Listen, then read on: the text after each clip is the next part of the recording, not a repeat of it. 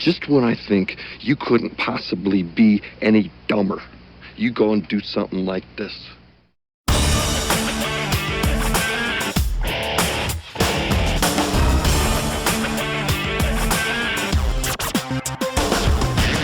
Hi, everybody. Welcome to a special edition of the Simon Says Sports Betting Show. I am your host, Derek Simon, and this is the show where we talk about sports, but from a gambling perspective. And I had no intention of putting out a show today, but then I started looking at the races from Charlestown tonight, and I just had to do a quick show. I think it's a very, very illustrative look at the handicapping process. And I apologize in that I've been a little bit horse-centric here recently, and that's because sports betting is illegal where I'm at in Florida. And what I want to start doing is actually showing you guys how to bet. And I came up with this really, I'm going to say just a crazy idea, because I wanted to start with a low amount. And then I thought, well, what amount can you be successful with? And then I thought, let's reduce that by about a third. So I'm going to start with $99 and show you guys how to bet. And the reason I want to do that is, for one, it's a massive challenge.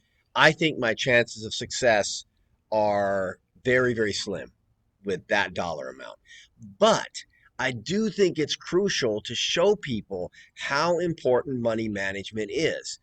You know, I'm reminded of a conversation I had with an executive at an ADW I won't name, and he was telling me that contest wagering and betting day to day is basically the same thing. You're just trying to make as much money as possible. And personally, I find that to be a ridiculous notion. And I think contest players would agree with me. In fact, I've talked to a lot of top contest players. Now, I haven't played in a lot of contests myself. I've done fairly well in the contests that I've played, but my approach was always find out what it takes to win, or what you think it's going to take to win, and then you go for that amount and you go for broke. And that's the key phrase. You're going for broke. There is no point not going all in a contest. You're trying to win. You do that in day-to-day betting, and guess what? The go for broke part, that last part, the broke part, that's probably how you're going to wind up. So I'm going to start a video series soon where I'm going to do that, like I said, with $99.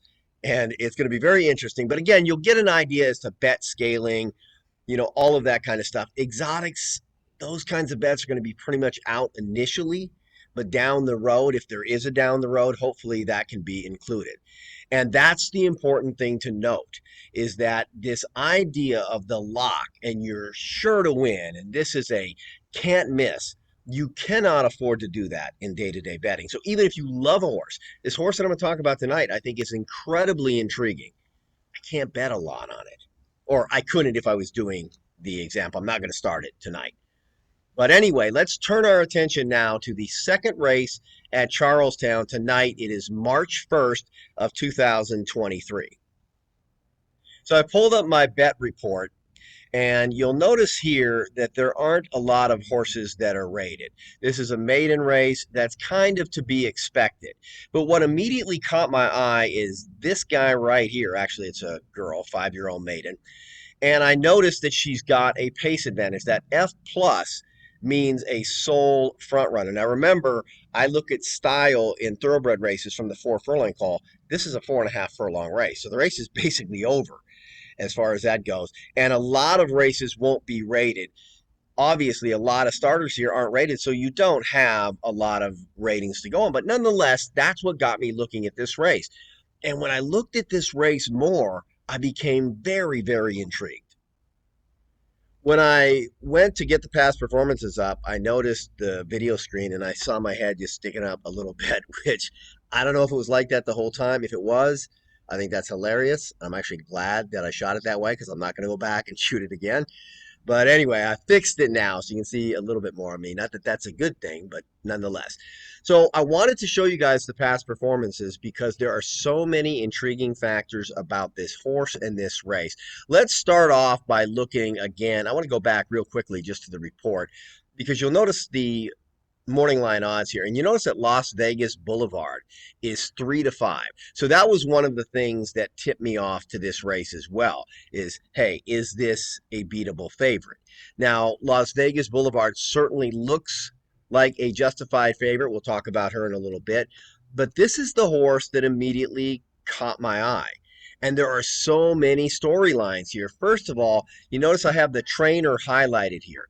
The trainer is Alfred Scott, and I want to pull up his recent performances because he's fascinating. There he is right there. You'll notice overall not bad. 60 starts, or excuse me, 60 wins, 953 starts. That's not great.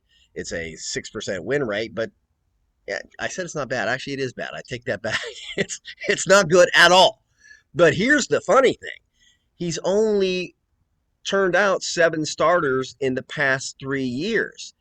What appears to have happened is that he took over the stable of Michelle Knobloch. I don't know what her deal is, but check this out. You'll notice that in the last 3 years, she's about an 8% winner. But look, here's a break from 2021 to 2011. So it's kind of like she came out of retirement to train horses.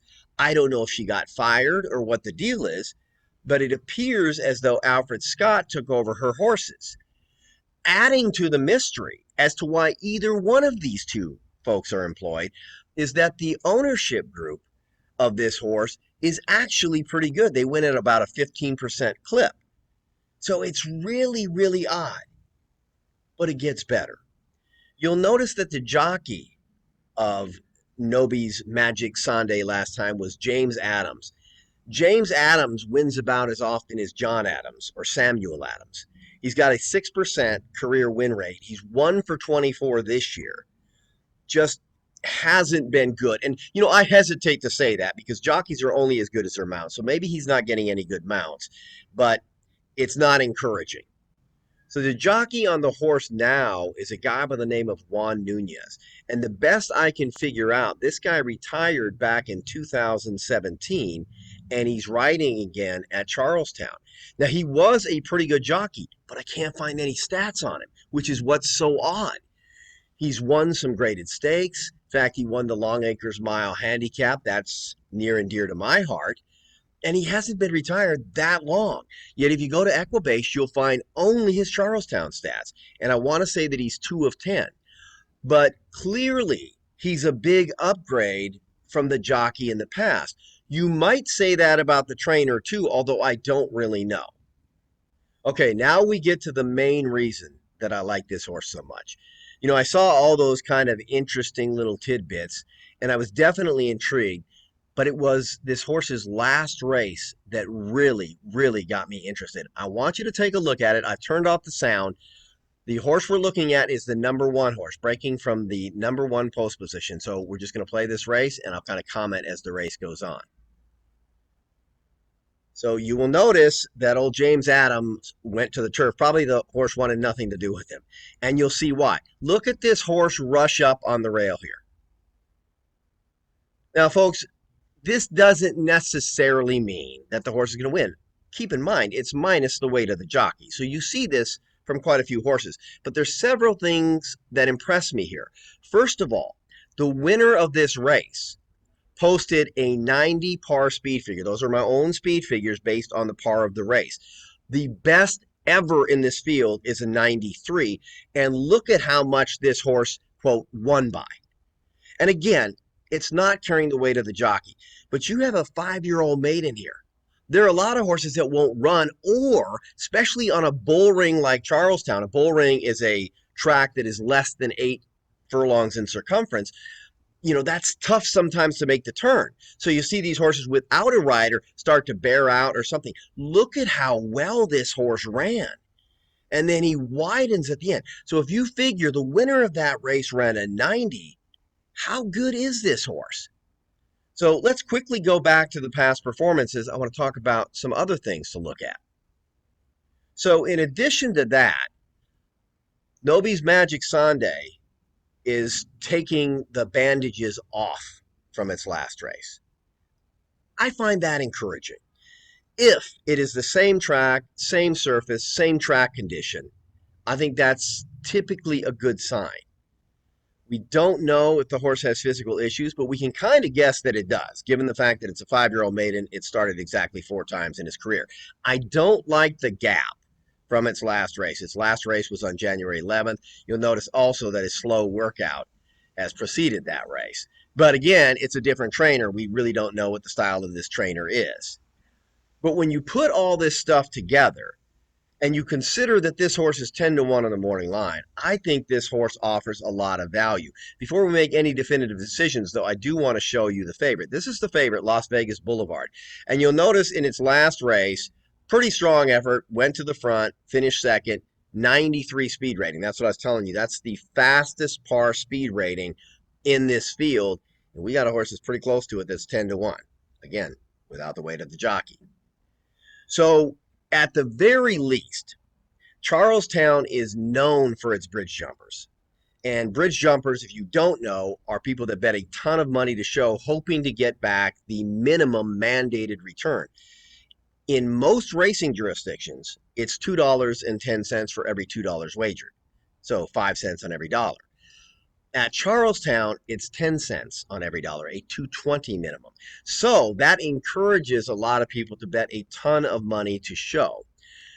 Betting a ton of money to show is not a great idea to begin with. Betting a ton of money to show in a cheap maiden race at Charlestown where the favorite hasn't even met the race par is really not very smart. And so my suggestion in this race is I think that you can get an upset from the number 4 horse. I think this horse, again, I'm just very intrigued by it. But certainly, I think it makes for a good show bet if there's a negative pool. What is a negative pool? Generally, this is not really true, but I just think it makes it easy for people. If a horse commands 75% of the dollars in a pool, that's typically a negative pool. I don't want to get into explaining what a negative pool is right now. And there's another factor that comes into play called net pool pricing, which is not in effect at Charlestown. But still, I think a race like this offers a lot of value, especially if this horse can get the lead. Now, you'll notice in that race where it lost its jockey, a little slow to start, but if it starts a little bit quicker and gets that early lead, that could be another factor in its favor. In any event, I still think it's a good bet. I think it's an interesting bet, and I can't wait for this race to go off. Thank you so much for watching this video. Please subscribe to my channel, hit the like button, tell all your friends about it, and I hope you have a great night, great day, great whatever, and I'll talk to you again soon.